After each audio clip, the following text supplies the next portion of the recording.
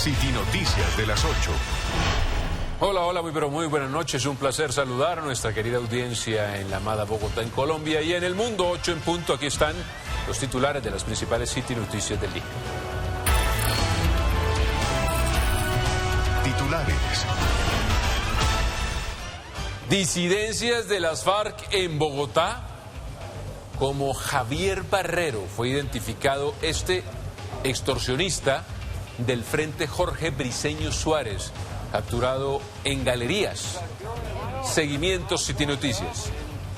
Les contamos quién era este sujeto de confianza, además de alias Miller, quien estaría extorsionando a una comerciante a la que le exigían 10.000 millones de pesos. Y sigue el rechazo tras el secuestro de 34 soldados de las Fuerzas Especiales del Ejército en El Retorno, Guaviare. Realizaban operaciones contra las disidencias de Iván Mordisco.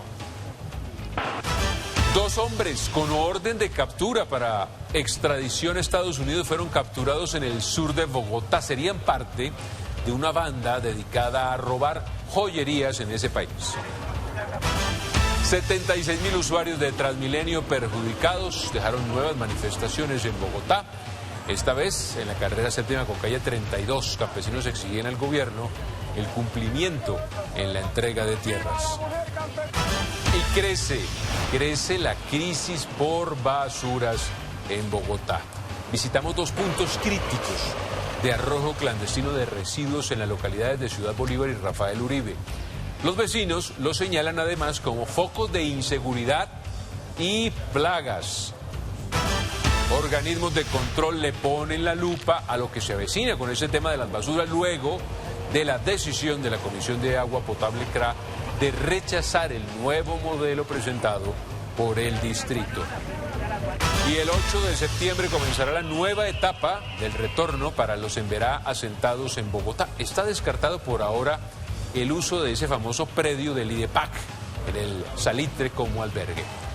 Estamos allí con los vecinos y visitamos, este es el único jardín con enfoque étnico en Bogotá, que atiende además a 140 niños en Berá que están asentados en La Rioja y en el Parque Nacional. ¿Será que fracasó el sistema de bicicletas compartidas? Tenbici reportó que 150 estaciones dejarán de operar ante el vandalismo a su infraestructura. Y desde el Consejo denuncian problemas financieros.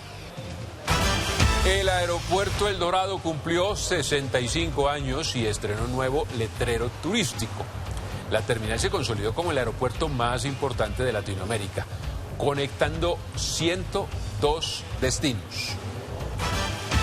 Nuevo lío para el modelo de salud de los profesores. Denuncian déficit de 2.7 billones de pesos. Y el presidente Petro señaló a la exgerente de la fiduprevisora de corrupta. Hay alerta por el posible uso de pensiones para atender ese hueco fiscal. Y en Inglaterra, John Arias y el Wolverhampton eliminaron al West Ham y clasificaron a la tercera ronda de la Copa de la Liga. Además, don Hugo Rodallega confirmó que reaparecerá con Santa Fe en el Clásico ante Millonarios el próximo 6 de septiembre. Y más de 10 diseñadores estarán presentes en la nueva edición del New York Fashion Week. Algunos estudiantes están diciendo que Asimismo, hoy se estrena en el país la nueva película colombiana, Un Poeta.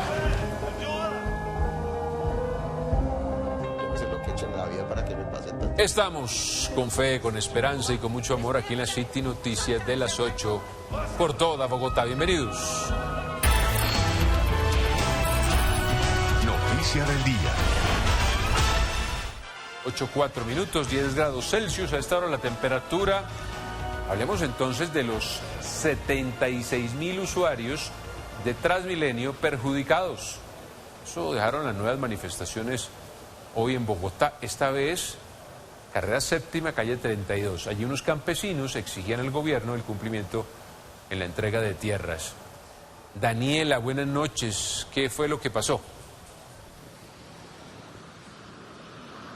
Jonathan y televidentes. Televidentes, ¿qué tal? Muy buenas noches. Pues les actualizamos la información sobre esa manifestación porque hace pocos minutos las autoridades de tránsito y movilidad reportaron que en este momento ya no hay bloqueos en la ciudad por cuenta de esas protestas. Pues los manifestantes que estaban allí ubicados en la carrera séptima con calle 32, recordemos esto es en cercanías del Museo Nacional y más exactamente frente a las instalaciones del edificio de la SAE, de la Sociedad de Activos Especiales y también del Ministerio de Agricultura, pues ya se desplazaron hacia el centro de la ciudad, allí en la Plaza de Bolívar, en donde en este momento mantienen un plantón. 76.000 usuarios afectados, especialmente allí en el corredor de la carrera séptima, con buses zonales y duales que recordemos transitan por ese corredor.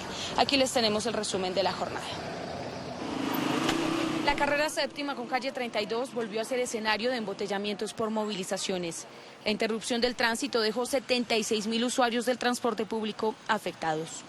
Hace poquito llegué, pero de todas maneras veo que ya se está comenzando a complicar harto. ¿Le hicieron desviar? ¿Usted iba a seguir derecho por la séptima? Ahora ahí voy para el Chapinero, entonces me hicieron desviar. ¿Qué vía va a tomar? La 16 hasta la 70. La marcha tuvo recorrido por gran parte del centro, tomando la carrera décima para finalmente llegar frente a las instalaciones de la SAE y del Ministerio de Agricultura en la séptima. ¡Viva la mujer campesina! Que la señora Amelia y la ministra de Agricultura nos cumplan las actas que se han escrito para la entrega de la tierra, que no nos las quieren entregar. Pueblo colombiano, aquí estamos, hombres y mujeres, necesitamos apoyarnos. Córdoba es donde hay más concentración de la tierra, de las mafias políticas, que tienen más de 10.000 hectáreas de tierra, el caso de Sagún, Chinú, donde están las mafias políticas. Y lo que no queremos es que sigan haciendo politiquería con la tierra del campesino. Cerca de 300 integrantes de la Asociación Nacional de Usuarios Campesinos se dieron cita en la capital desde distintos departamentos del país. Con vallas y banderas de Colombia se hicieron sentir. La Asociación ANU tiene 55 años de haberse conformado en beneficio de las campesinas y campesinos. Y nosotros reclamamos que las tierras sean para quien la trabaja. Sobre las 4 de la tarde, líderes de la comunidad se reunieron en una mesa de negociación con las entidades convocadas, exigiendo cumplimiento a lo pactado en los acuerdos de paz. 8-7. Escuchen esta historia. ¿Cómo les parece que una mujer solicitó un servicio por allí, por la aplicación de transporte, y se dirigía para su casa? Al subirse al vehículo, compartió la ubicación, pero su conductora empezó a dirigirse en sentido contrario al destino. De un momento a otro, ella perdió el conocimiento. ¿Qué le pasó a la usuaria? Andrés, buenas noches. Hola Jonathan, para usted muy buenas noches y para todos los televidentes, es un gusto saludarlos. Pues mire, lo que relata la mujer víctima de sustancia tóxica es que esta persona pues se subió al vehículo y al ver que pues manejaba una conductora pues totalmente tranquila, pues se dirigió hacia su casa. Sin embargo, en un momento pues se percató que no iba para su destino, sino iba para otro lugar. Allí pues le preguntó que hacia dónde iban y allí perdió el conocimiento. Luego, después de 2 horas, pues llegó a su conjunto residencial y al percatarse pues tenía su nariz golpeada y también su cara. Luego de revisarse sus pertenencias pues no las tenía con ella y allí se dio cuenta que se trataba de un robo. También se pudo establecer, y lo que contó la víctima Jonathan es que recorrió por varios lugares de Bogotá saqueándole sus tarjetas y demás de sus cuentas bancarias. También lo que ha señalado la empresa de transporte es que están investigando lo ocurrido, pues porque también denuncia la víctima que al realizarse sus exámenes médicos pues le encontraron que tenía una sustancia tóxica en su cuerpo. Una mujer solicitó un servicio por aplicación de transporte, se dirigía para su vivienda. Al subirse al vehículo compartió la ubicación, sin embargo la conductora empezó a dirigirse en sentido contrario a su destino. De un momento a otro perdió el conocimiento. Yo le hago el reclamo a la señora de no voy hacia la dirección correcta y ella me dice, y aparte estamos hace un caño, esa no es la vía y eso está cerrado porque pues son las obras del metro. Y entonces ella me dice, ay, qué pena, no me había dado cuenta. Y a partir de ese momento no me acuerdo de nada hasta que llegó al conjunto.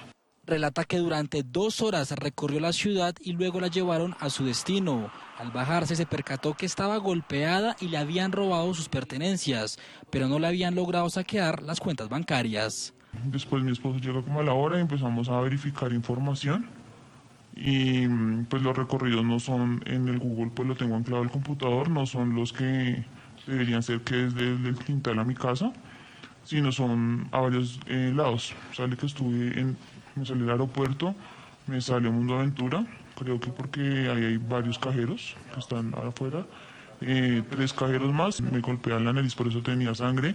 No es ninguna fractura, sino simplemente fue como el golpe o el manotón, no sé por qué, no tengo noción de qué sucedió.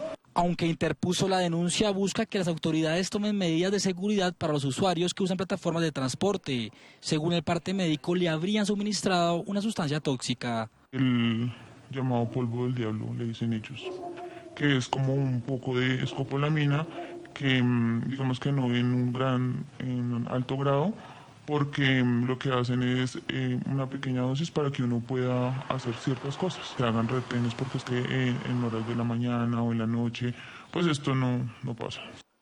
La víctima continúa recibiendo preaprobados de créditos que aún los delincuentes están solicitando. Por su parte, consultamos a la empresa de Yango e informaron que escalaron el caso y están en etapa de investigación. Mientras tanto, en Villa María, localidad de Suba, el microtráfico se tomó el barrio. La comunidad está denunciando que los estupefacientes, las armas blancas, son escondidos por allí en los arbustos y en los árboles que la misma comunidad ha plantado para embellecer ese sector. ¿Qué están pidiendo ellos, los vecinos de Villa María, Andrés? Jonathan, mire, pues la comunidad se encuentra atemorizada precisamente por estas bandas delincuenciales que se ha tomado esta zona. Lo que ellos solicitan, tanto residentes como comerciantes, es que haya una intervención inmediata por parte de la policía de Bogotá. Los árboles y materas que han sido cercados para embellecer el barrio Villa María en Suba se han convertido en un foco de inseguridad. Preste mucha atención como un hombre se acerca a uno de estos jardines y saca lo que parece un cuchillo y se lo entrega a otra persona. La comunidad del sector denuncia que no solo esconden armas blancas, también estupefacientes. Sí, ellos guardan todo lo que son armas blancas en medio de las matas, para evitar las requisas de la policía. Cuando llega la policía a requisarlos, pues ellos ya saben que ahí los esconden para que no les encuentre nada. Entonces eso precisamente amedrantan mucho a la gente en el barrio con cuchillos y no solamente eso, hay mucha extorsión. Pues estas personas las han levantado y su fin es como esconder debajo de las matas que son medianamente altas, ropa, armas cortopunzantes y pues presumimos que también como expendio de drogas, ya que se evidencian pues que ellos esconden, que ellos tienen ahí como sus cambuches. Otras cámaras de videovigilancia han captado el momento de cómo a plena luz del día se intercambian la droga. Los trueques que hacen y es impresionante la cantidad, o sea, parece que fueran, haga cuenta como la plaza de abastos que todo el mundo compra y vende, así es literal que se ve aquí por las calles y pues lamentablemente pues no se puede hacer nada frente a esa situación porque como sabemos es gente delicada, entonces es mejor uno muchas veces bajar la cabeza y convivir con ellos. Por la cantidad de ollas de venta de consumo de estupefacientes, la venta de droga ha aumentado 300% y no se ha visto. Denuncian que los consumidores en su gran mayoría son personas en condición de habitabilidad de calle. Uno encuentra cada 2-3 cuadras un habitante de calle. En este momento ellos dicen que la droga está, mejor dicho, bajó de precio y a 1 o 2 cuadras hay una olla para que puedan comprar el servicio de lo que es el bazuco, que es lo que más consumen ellos. De noche es que salen y eso a las 5 de la tarde es que comienza el agite y el boleo, o sea que quisieran más presencia en esa hora y ellos también utilizan algo mucho que se ocultan, es en la mitad de la gente. La comunidad requiere de una intervención inmediata por parte de las autoridades. Vamos con otras noticias. Se confirmó un nuevo giro en el caso de Valeria Afanador. Estoy hablando de la niña desaparecida en Cajicá. La hipótesis de desaparición forzada cobra fuerza y además vincula presuntamente a un ex trabajador del colegio donde estudiaba la menor. ¿Quién confirmó esa sospecha, Lisette? ¿Cómo me le va? Buenas noches. Jonathan, televidentes, muy buenas noches. Pues esta sospecha se confirma luego de que el abogado de la familia pues publicara un video en sus redes sociales en donde se escucha a la rectora del colegio hablando con algunos padres, asegurando que la persona implicada pues sería un presunto ex trabajador de allí, de la institución educativa. En medio de este proceso pues también se conoce que el abogado pues ya había solicitado a la fiscalía que se abrieran 2 líneas de investigación, una contra la responsabilidad que tiene el colegio y 2 justamente con este punto sobre una presunta situación pues de secuestro. Cuando se completan 15 días y más de 350 horas de búsqueda de Valeria Afanador, la investigación dio un giro que apunta hacia un ex trabajador del colegio en donde estudiaba y fue vista por última vez el pasado 12 de agosto. Un video de la rectora del plantel educativo dio fuerzas a la hipótesis que había advertido la defensa de la familia sobre que se trataría de un caso de desaparición forzada. ¿Quién lo hizo? Una persona que odia al colegio, un ex trabajador, una situación. Claro, yo quiero reafirmar lo que le he dicho a la fiscalía y le he dicho a al comandante, al coronel, al general, y pues finalmente sí queremos dar obviamente con el responsable que haya justicia. En el video de 1 minuto, la rectora de la institución también se catalogó como otra afectada con este caso. Yo no les maquillo, estas son las cámaras muestran ahí toda la situación. Pero pues finalmente la persona que quiso hacer el daño, pues sí me lo hizo al colegio también. Tras conocerse el video, la defensa de la familia pidió claridad y que la fiscalía entre a investigar las afirmaciones de la rectora. Exijo claridad si en reunión de padres la rectora Sonia Ochoa atribuyó la desaparición de Valeria a un ex trabajador y mencionó a un tercero, debía informarlo oportunamente a las autoridades. Fiscalía, pido investigar de fondo esas afirmaciones. La víctima es Valeria y su familia, no ella. Las probabilidades de que Valeria esté en este radio de acción son mínimas, casi que inexistentes. La hipótesis de que esto sea una desaparición forzada toma toda la importancia y relevancia del caso.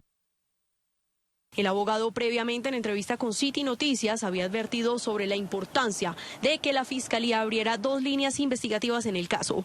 La primera, una línea judicial sobre la responsabilidad del colegio y una segunda por la desaparición o secuestro ante la presunta responsabilidad de un ex trabajador de la institución cuando en la zona en la que desapareció la menor no quedaron evidencias o pistas. Eso nos da a entender desde el punto de vista investigativo que lo más probable es que haya sido secuestrada por un tercero que conocía el sector, incluso no descartar la hipótesis que sea alguien del mismo colegio o alguien que viviera cerca al mismo colegio. En medio de la investigación en la que más de 300 personas de distintos organismos de emergencia se han unido al proceso de búsqueda, se realizó allanamiento a la vivienda contigua al colegio y otras en el perímetro. Nosotros confiamos en que esta semana tengamos una prueba, por lo menos directa, de qué fue lo que pasó con Valeria. Hasta ahora nos han informado que no existe una evidencia directa. A hoy, la SIJIN y el CTI cuentan con más de 20 teras de información para avanzar en las investigaciones que permitan dar pistas sobre el paradero de la menor de 10 años. Bueno, preguntas. Surgen preguntas y preguntas. Hoy la pregunta clave en materia de orden público es si en Bogotá hay disidencias de las FARC.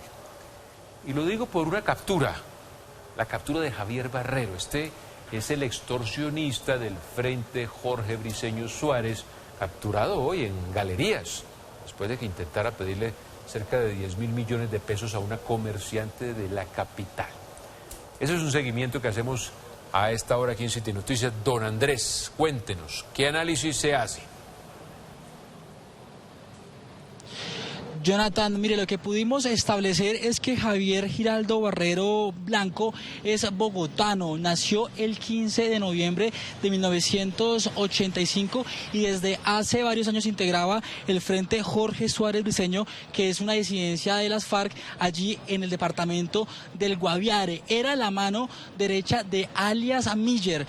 Alias Miller era un cabecilla financiero de este grupo armado y fue el mismo quien contactó a una mujer en empresaria ella de aquí de Bogotá y le exigía cerca de 10.000 millones de pesos. También le exigía que debía llevar este dinero hasta la zona del Guaviare. Sin embargo, pues la víctima lo que hizo fue contactarse con el Gaula Militar y allí inició toda una estrategia. Lo que ellos hicieron, lo que informa el Gaula Militar, es que se contactaron con alias Miller y allí le exigieron que debía enviar a una persona de confianza para entregarle cerca de 300 millones de pesos. Al llegar alias Javier aquí a Bogotá, pues fue capturado en el barrio Galerías, allá en la localidad de Teusaquillo. También conocimos que días después de esta captura, pues alias Miller fue abatido en combate allí en zona rural del departamento del Guaviare. También conocimos y estableció también el Gaula Militar que alias Javier había sido capturado hacía varios años por porte ilegal de armas. Bueno, esta persona, según inteligencia, se desplaza desde el departamento del Guaviare a recoger este dinero acá producto de una exigencia extorsiva. Alias Javier, ¿sí?, se denominaba como hombre de confianza de alias Miller. Alias Miller es un integrante de este bloque, ¿sí?, financiero que fue muerto en desarrollo de operaciones militares por parte del Ejército Nacional en el departamento del Guaviare. Vea usted, a propósito de disidencia, sigue el rechazo generalizado al secuestro de 34 soldados de las Fuerzas Especiales del Ejército en el retorno Guaviare. Ellos estaban realizando una operación contra las disidencias de Iván Mordisco. Andrés, ¿qué se sabe de ese caso? Jonathan, mire, lo que ha dicho el ministro de Defensa, Pedro Sánchez, es que al parecer a estos militares que los secuestraron, pues al parecer sería porque el domingo hubo un combate y allí murieron 10 personas de estas disidencias de las FARC. Lo que ellos buscan es que les entreguen el cuerpo de uno de ellos allí en zona rural de Guaviare. En medio de una operación que realizaba el Comando Conjunto de Operaciones Especiales del Ejército, 34 militares fueron secuestrados en el área rural del retorno en el departamento del Guaviare por hombres que estaban vestidos de civil. Que dicen retener a unos militares, no los están reteniendo. Eso va contra la voluntad de ellos y eso es un secuestro. Que dicen que es un corredor humanitario. Aquí nosotros nos podemos y debemos defender no solamente nuestra integridad y tenemos toda la capacidad para hacerlo. Los militares habrían sido secuestrados mientras realizaban una operación de inteligencia a grupos armados de Iván Mordisco que operan en esta zona. Están interrumpiendo la protección de los demás colombianos. Están interrumpiendo una operación militar contra la principal amenaza que delinque en esa zona y de la cual hemos recibido alertas de la Defensoría del Pueblo para proteger a la población. Y es la amenaza del criminal alias Mordisco.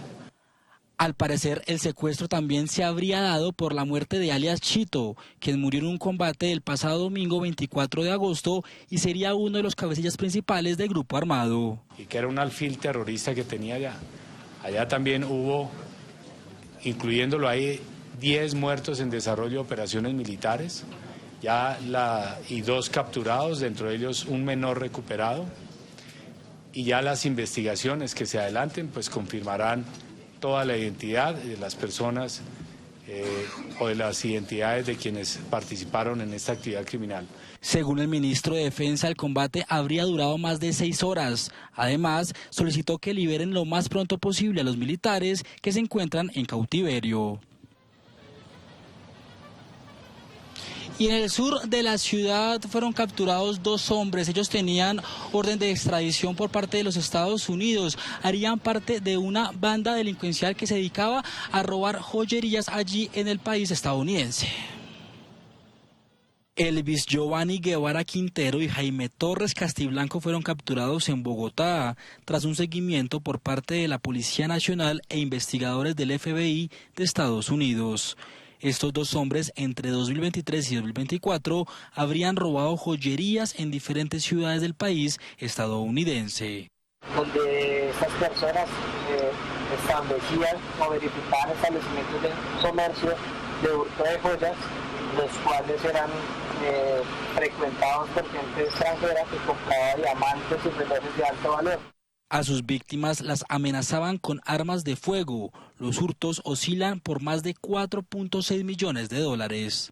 Utilizando armas de fuego, armas cortopulsantes, los agredían, hurtaban las joyas, las cuales posteriormente huían hacia otros centros comerciales en vehículos hurtados en su momento alquilados. Estas personas tenían su lugar de residencia en New Haven, Estados Unidos. En 2024 viajaron hacia Colombia y se escondieron en el sur de la ciudad. Allí utilizaban la fachada de microempresarios para no ser descubiertos. Estas personas tienen flotillas de taxis en la ciudad de Bogotá, tienen apartamentos y vehículos de alta gama, de los cuales pues, son producto de la actividad ilícita. Los dos capturados tenían antecedentes judiciales en Colombia por los delitos de secuestro extorsivo, fabricación, tráfico de armas de fuego, hurto calificado y agravado.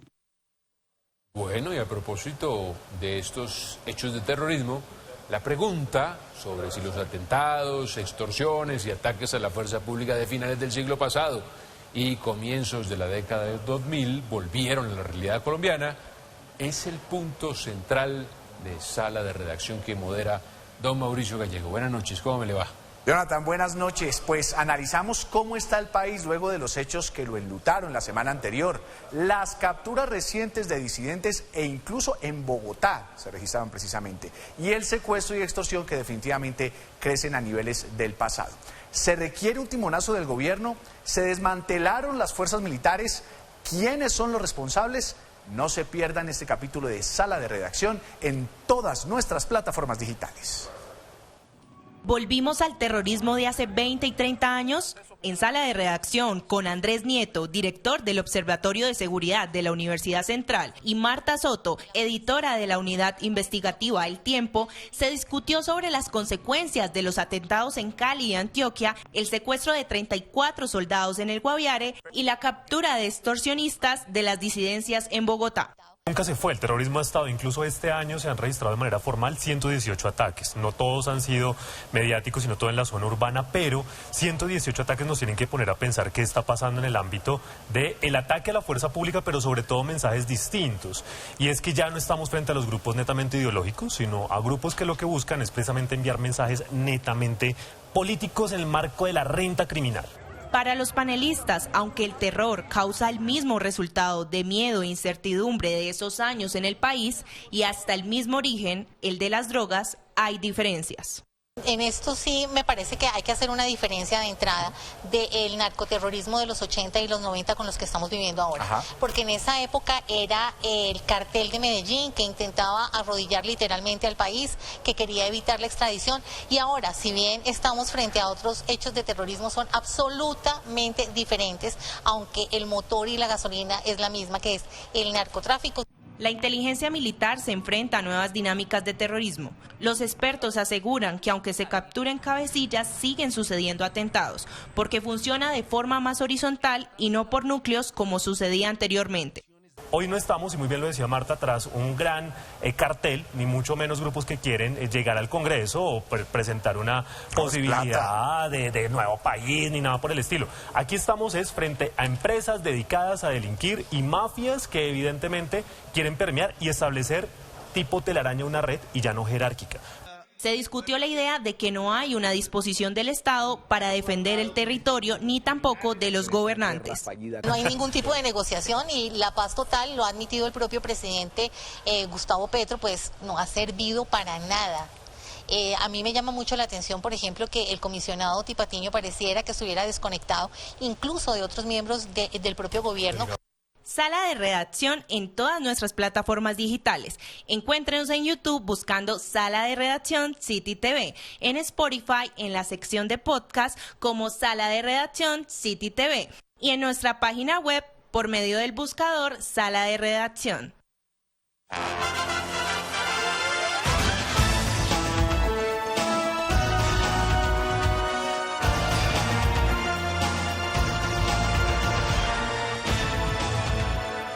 Hablemos del 8 de septiembre. 8 de septiembre comenzará la nueva etapa de retorno para los en Verá asentados en Bogotá. Está descartado, por ahora por lo menos, el uso del famoso predio del IDEPAC en el Salitre como albergue. Estamos con los vecinos. Karen, buenas noches. Jonathan, televidentes, ¿qué tal? Muy buenas noches. Pues mire, justamente me encuentro afuera del IDEPAC, que era uno de los predios del distrito que estaba pensado para el traslado de la comunidad de Embera asentada en Bogotá. Sin embargo, hoy conocimos que a partir del 8 de septiembre los miembros de esta comunidad empezarán sus retornos hacia sus territorios y las personas que decidan no retornar pues serán ubicadas en diferentes lugares. Me encuentro también con miembros del Comité de Diálogo de los sectores de Montevideo, de Salitre. Con permiso, vamos a hablar con ellos para ver qué información han podido conocer. ¿Han recibido algún pronunciamiento oficial por parte del distrito respecto a esta noticia? Pues a través del día, buenas noches, a través del día algunas noticias nos pusieron en alerta porque decían que los indígenas en Embera iban a ser trasladados aquí al IDEPAC, pero realmente lo que sabemos es que este lugar no ha sido adecuado aún. No es un lugar que esté para ellos, para que ellos puedan estar viviendo y desarrollándose como comunidad en este lugar del IDEPAC. Hemos recibido algunas noticias de Secretaría de Gobierno, de algunas otras entidades, diciéndonos que simplemente fue un error en la noticia y que pues podríamos estar tranquilos sabiendo que ellos no van a venir acá porque pues el lugar no ha sido adecuado todavía. Listo, perfecto. Entonces, ¿cómo están los ánimos de las personas que hicieron parte, pues digamos, de estas diferentes manifestaciones casi desde el mes de julio, el día de hoy conociéndose esto? Pues bueno, realmente la comunidad a partir de esta noticia generó una alerta muy sustentada. Pero nosotros desde el Comité de Diálogo mantenemos la confianza en la voz y en la palabra del señor secretario, en el que hubo 3 reuniones con el señor secretario y nos dijo que el 80% de la comunidad de Embera está interesada en el retorno a sus territorios ancestrales. Entonces consideramos que es la palabra del secretario. Nosotros afirmamos y confirmamos pues que confiamos en la palabra del secretario. Y esta sin duda alguna es uno de los de lo que nosotros queríamos desde el Comité de Diálogo, ¿no? Si vamos a reivindicar los derechos de la comunidad embera, que sea en sus territorios ancestrales, y creo que es la mejor salida y alternativa posible. Entonces, para concluir, confían en la palabra del secretario, pero aún no ha habido como un pronunciamiento final oficial respecto al tema. Correcto, así es. De todas formas, sabemos que el 100% de la comunidad embera no va a retornar.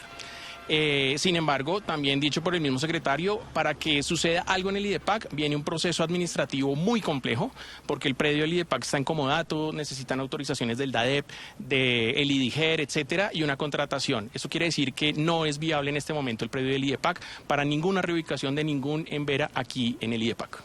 Listo, perfecto, muchísimas gracias. Lo mencionaban ellos. Lo primero es el retorno digno de estas comunidades a sus territorios y justamente hoy se celebra el Día Mundial de la Niñez Indígena. Nosotros estuvimos visitando el único jardín en Bogotá que tiene ese enfoque étnico que opera gracias al bienestar familiar en alianza con la Fundación Crecer. Y estas fueron las historias que nos encontramos.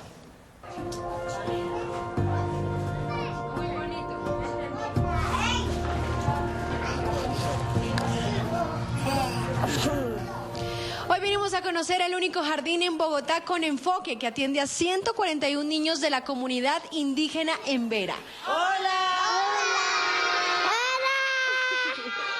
La asistencia es casi que el 99.9%, porque los niños y las familias ya a este punto sienten mucho compromiso con no trabajar con los niños, no estar con los niños en la calle. Son 7 salones de clase los que atienden a los niños y las niñas en Embera y la idea es inculcar los conocimientos y las tradiciones autóctonas, teniendo en cuenta que muchos de ellos no han nacido en territorio. Lo que queremos en este espacio es trabajar el ritual con el jaibaná. El jaibaná es el médico ancestral y es el que cura el mal de ojo. El proceso de educación con los niños de la comunidad de Embera lleva varios años, un proceso que no solo beneficia a los menores, también a las mujeres, quienes han sido fundamentales en factores como la traducción del lenguaje. De Risaralda, Pueblo Rico, y está trabajando por acá casi como de 1 año. Por eso nosotros iniciamos un gran proceso de crear un diccionario que era el puente de comunicación bidireccional para poder comunicarnos. Claramente esto fue con la colaboración de las auxiliares Embera Catío y Embera Chamí. Un trabajo trabajo multiétnico que mitiga el impacto que tiene el desplazamiento sobre los pueblos indígenas e invita a la capital a adaptarse a nuevas dinámicas. Y a las 8:35, una buena noticia para nuestra amada Bogotá. Nuestro aeropuerto El Dorado cumplió 65 años y estrenó un nuevo letrero turístico. La terminal se consolidó como el aeropuerto más importante de Latinoamérica, conectando 102 destinos. A ver el letrero, Daniela. Pues mire, le muestro el icónico letrero del cual usted se refiere, es el que estamos viendo en este momento en directo. Ustedes evidencian que tiene pues la frase de El Dorado precisamente, muy elegante, muy iluminado, para que se ubiquen un poco mejor. Está ubicado, lo inauguraron hoy, aquí sobre la calle 26 en sentido oriente-occidente, es decir, como quien va hacia el aeropuerto. Esto es precisamente afuera, o más bien al lado del puente aéreo, que es esa terminal de llegada y salida para los vuelos nacionales. Entonces, este letrero se instaló precisamente en la conmemoración de estos 65 años de la terminal aérea más importante de Latinoamérica. Recordemos que este letrero es icónico y además es histórico porque se había ubicado en el año 1959 en la antigua torre de control del Aeropuerto Internacional El Dorado. Se restauró, se modernizó y se ubicó aquí para que sea un sitio turístico, un nuevo spot para que la gente, los viajeros, los bogotanos puedan venir y tomarse fotos. Aquí les tenemos el informe sobre el cumpleaños. El Aeropuerto Internacional El Dorado cumplió 65 años. En el último año transitaron por aquí 45.8 millones de pasajeros. Nos ubicó como el terminal más transitado en América Latina. Somos el primer aeropuerto LEED Platinum por todos nuestros estándares de sostenibilidad y además de eso ya somos por séptima vez el mejor aeropuerto de Sudamérica según el ranking de Skytrax. En su conmemoración se instaló sobre la calle 26 el emblemático aviso con la frase de El Dorado, que durante 53 años fue la imagen de entrada de esta terminal aérea en la torre de control. Lo que fue su primer letrero, un letrero que ha sido testigo de historias de miles de viajeros o millones mejor. Fue testigo de despedidas, fue testigo de regresos a casa, de personas que llegaron a la ciudad con sueños, con anhelos. Es mucho más que letras, es el recuerdo vivo de nuestra ciudad, es historia viva. Tras más de 6 décadas de operación, El Dorado se ha consolidado como un hub estratégico para Latinoamérica, siendo el aeropuerto número 1 en transporte de pasajeros y carga. Ahora le apuesta a su ampliación y modernización con el distrito aeroportuario. Es un proyecto de la Alcaldía de Bogotá, de distrito aeroportuario.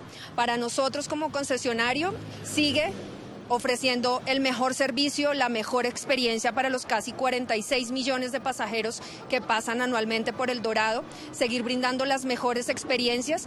El Dorado es la memoria de un país que vuela, sueña y se conecta con el futuro. Es la frase que hoy reposa en este nuevo lugar turístico para los viajeros.